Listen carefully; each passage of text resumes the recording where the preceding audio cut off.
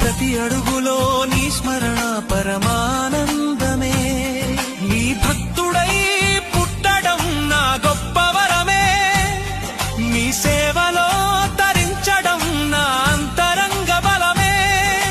శరణం శరణం శరణం శరణం శరణం.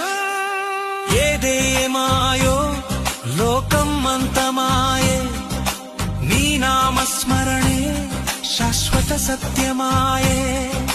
నేటి నుండి నేను స్వామి సేవకుడిని, నీ దివ్య సన్నిధిలో లీనమైన శిశువుని.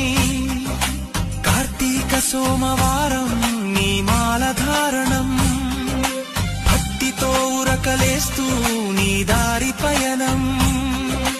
కొండల పైన వెలసిన మణికంఠ,